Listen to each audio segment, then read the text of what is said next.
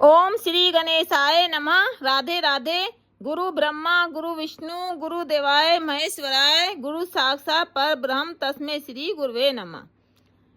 पुरुषोत्तम महात्म अध्याय 3।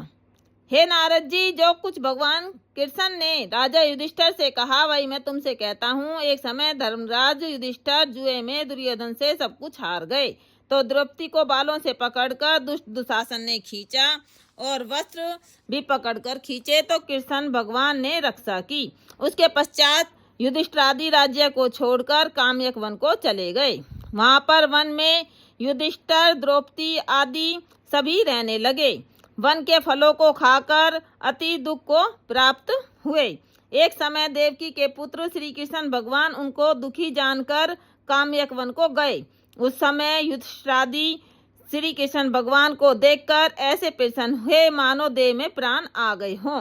वे बड़े प्रेम से मिले और हरि के चरण कमलों में नमस्कार किया। द्रौपदी ने भी प्रणाम किया। राजा युधिष्ठिर को दुखी देखकर और ऐसे ही द्रौपदी को दुखी देखकर श्री कृष्ण भगवान भी अत्यंत दुखी हुए।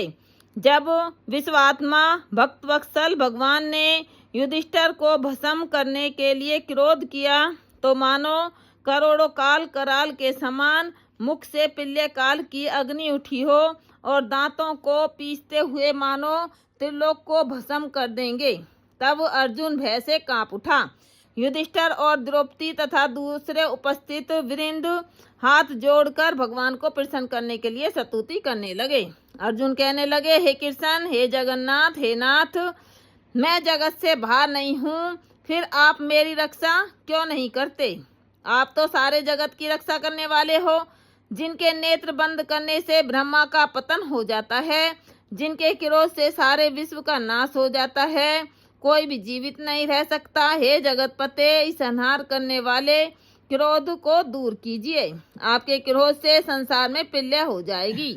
भगवान कहने लगे कि हे नारद जी, अर्जुन इस प्रकार कहकर हाथ जोड़कर श्री कृष्ण भगवान को नमस्कार कर कहने लगे। तब श्री कृष्ण भगवान अर्जुन से इस प्रकार स्तुति वचन सुनकर शीतल हो गए। फिर प्रेम से व्याकुल होकर युधिष्ठिर श्री भगवान को बारंबार नमस्कार करने लगे। श्री नारायण कहने लगे कि हे नारद जी, इस प्रकार प्रेम से मगन हो सिर झुकाकर हाथ जोड़ बारंबार भगवान कृष्ण को नमस्कार कर अर्जुन ने भगवान श्री कृष्ण से जो प्रसन्न किया वह मैं तुमसे कहता हूँ।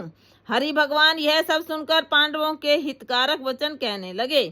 कृष्ण कहने लगे, हे अर्जुन, मेरे वचनों को सुनो और आपने जो अपूर्व प्रश्न किया है इस समय मैं इसका उत्तर देने में समर्थ नहीं।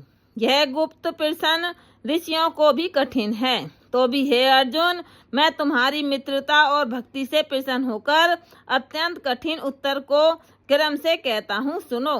हे अर्जुन, एक समय में संयोगवश अधिक मास आया। उसको सब ऐसा निंदक अपूज्य मलमास और नवी की संक्रांति से वर्जित ऐसा कहते हैं।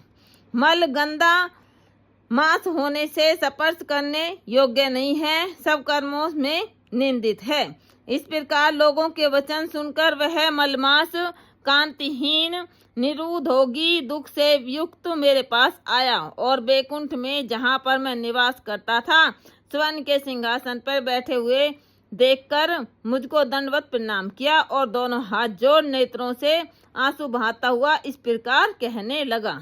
इति पुरुषोत्तम महात्म 3 अध्याय संपूर्ण।